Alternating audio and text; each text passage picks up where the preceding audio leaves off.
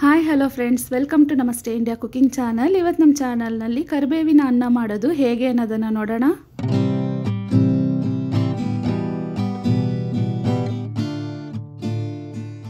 ಎರಡು ಕೈ ತುಂಬ ಕರಿಬೇವನ್ನು ತಗೊಂಡಿದ್ದೀನಿ.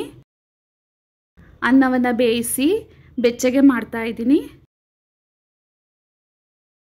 ಒಂದು ಬಾಣಲಿಯಲ್ಲಿ 60 ml ಅಷ್ಟು ಸನ್ಫ್ಲವರ್ ಎಣ್ಣೆಯನ್ನು ಹಾಕ್ತಾ ಇದ್ದೀನಿ. ಎಣ್ಣೆ ಬಿಸಿ ಆದಮೇಲೆ 4 ಸ್ಪೂನ್ ಉದ್ದಿನಬೇಳೆ, 3 ಸ್ಪೂನ್ ಕಡಲೆಬೇಳೆ, 6 ರಿಂದ 7 ಸ್ಪೂನ್ ಅಷ್ಟು ಕಡಲೆಕಾಯಿ ಬೀಜವನ್ನು ಹಾಕ್ತಾ ಇದ್ದೀನಿ. ಇದನ್ನು ಲೈಟ್ ಕಂದು ಬಣ್ಣ ಬರೋವರೆಗೂ ಸ್ಟವನ್ನು ಲೋ ಫ್ಲೇಮ್ನಲ್ಲೇ ಇಟ್ಟು ಹುರ್ಕೊಬೇಕು. 6 ಗುಂಟೂರು ಒಣಮೆಣಸಿನಕಾಯನ್ನು ಹಾಕ್ತಾ ಇದ್ದೀನಿ. 2 ಸ್ಪೂನ್ ಕಾಳು ಮೆಣಸು, 2 ಸ್ಪೂನ್ ಜೀರಿಗೆಯನ್ನು ಹಾಕ್ತಾ ಇದ್ದೀನಿ.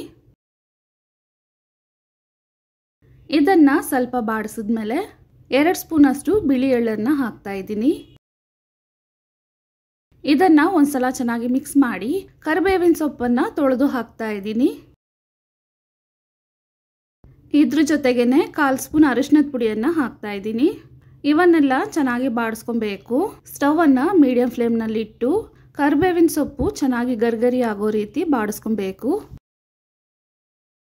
ಕರಿಬೇವಿನ ಸೊಪ್ಪನ್ನು 3/4 ಭಾಗ ಬಾಡಿಸಾದ್ಮೇಲೆ ಸ್ವಲ್ಪ ಹಿಂಗನ್ನು ಹಾಕ್ತಾ ಇದ್ದೀನಿ.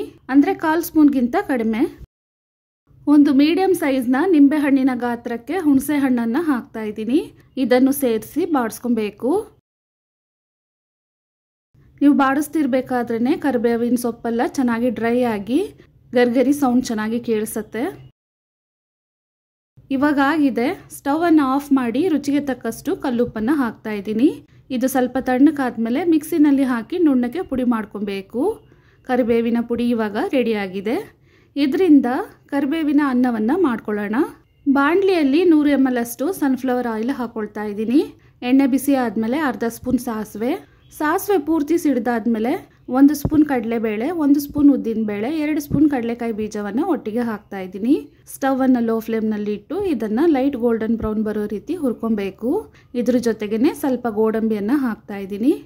ಇದಾದಮೇಲೆ 3 ಒಣಮೆಣಸಿನ್ಕಾಯಿ, 1 ಕಡ್ಡಿ ಕರಿಬೇವಿನ ಸೊಪ್ಪು, 1 ಬೆಳ್ಳುಳ್ಳಿಯನ್ನು ಸಿಪ್ಪೆ ತೆಗೆದು ಜಜ್ಜಿಟ್ಕೊಂಡಿದ್ದೀನಿ, ಅದನ್ನು ಹಾಕ್ತಾ ಇದ್ದೀನಿ. ಬೆಳ್ಳುಳ್ಳಿ ಚೆನ್ನಾಗಿ ಕ್ರಿಸ್ಪಿ ಆಗೋವರೆಗೂ ಇದನ್ನು ಬಾಡಿಸ್ತಿರ್ಬೇಕು. ಇದಾದಮೇಲೆ ಅನ್ನಕ್ಕೆ ಬೇಕಾದಷ್ಟು ಕರಿಬೇವಿನ ಪುಡಿಯನ್ನು ಹಾಕೊಬೇಕು. ಒಂದ್ಸಲ ಚೆನ್ನಾಗಿ ಮಿಕ್ಸ್ ಮಾಡಿ ಸ್ಟವನ್ನು ಆಫ್ ಮಾಡ್ತಾ ಇದ್ದೀನಿ. ಇದಾದಮೇಲೆ ಬೇಯಿಸಿ ತಣ್ಣಕ್ಕೆ ಮಾಡಿರುವ ಅನ್ನವನ್ನು ಹಾಕಿ ಕಲಿಸ್ಕೊಬೇಕು. ಈ ಕರಿಬೇವಿನ ಪುಡಿಯನ್ನು ದೋಸೆ ಮೇಲೆ ಹಾಕಿ ಪೊಡಿ ದೋಸೆ ಥರ ಮಾಡಿ ತಿನ್ಬೋದು. ಬಟನ್ ಇಡ್ಲಿ ಮಾಡಬೇಕಾದ್ರೆ ಸಹ ಈ ಪೊಡಿಯನ್ನು ಬಳಸ್ಬೋದು.